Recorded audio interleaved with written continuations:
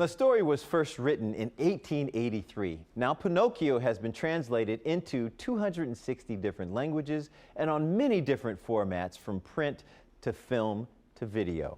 And critically speaking, there is a good reason why this story still works in 2022. But I guess it's not what you signed up for. Well, no, I guess this isn't what you signed up for when you decided to be a famous actor, is it? It's not my fault. I never wanted to be famous. Sorry, kiddo. That's not the way I remember it. Yeah, that nose-growing thing that Pinocchio is known for is here. But surprisingly, it's not much of the movie, like one scene.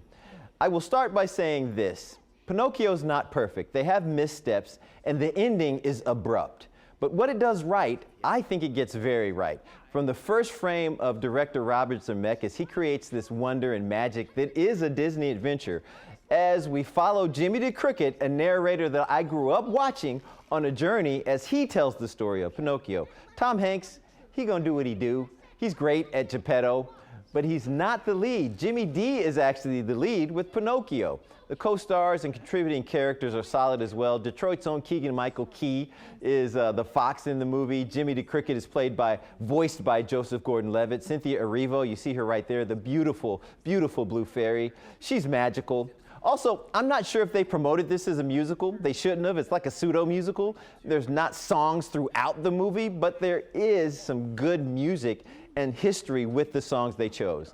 Now, the deciding factor for me was the end of this movie. When it was over, it was abrupt, but I wanted more. Pinocchio gets a thumbs up from me. It's on Disney Plus right now. And gentlemen, it's not like I'm giving it rave reviews. It's like a C+ for me. And for me, when I got a C+ in high school, my mom was very excited. So I'm happy for people. It's for young people. It's not for adults. So to Gino first, what's your opinion of this new live-action Pinocchio? It's thumbs down for me. First of all, I'm tired. Exactly. Can I get another one? Give me another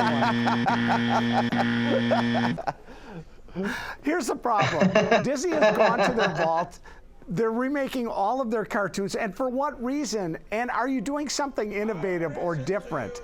I did not like this movie. I didn't feel like there was any charm. Pinocchio looked exactly like he looked at the cartoon. I give them credit for that. But it just was hollow to me. I never felt warmth in this film.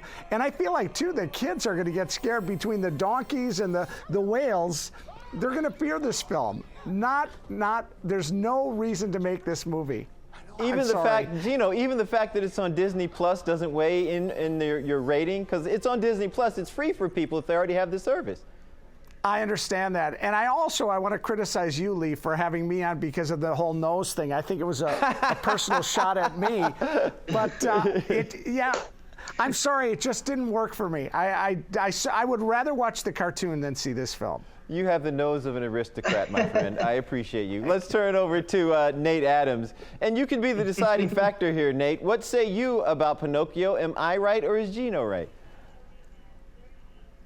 Well, if I said thumbs up, my nose would grow too big. So it's a thumbs down for me. I did not like Pinocchio. And oh, how the mighty have fallen. This film is directed by Robert Zemeckis, who was a producer on the original Back to the Future, made the Back to the Future film, Castaway, Forrest Gump, all of the above. The last good movie I think he made was Flight, back in 2010 with Denzel Washington. This movie is just a total eyesore. I have to agree with what's already been said. This movie is an eyesore, and Tom Hanks is continuing this weird trajectory of doing strange and cartoonish accents following his turn in Elvis this summer. And he's doing it again here. And he can't sing very good either. I was kind of surprised to learn that myself.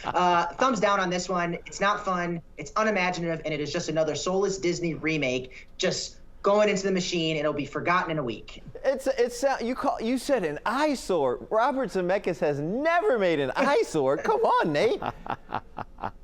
Did you see the ending of this movie with Monster of the Whale? It looked like a chopped up Microsoft computer screensaver, okay? I was totally taken out of it.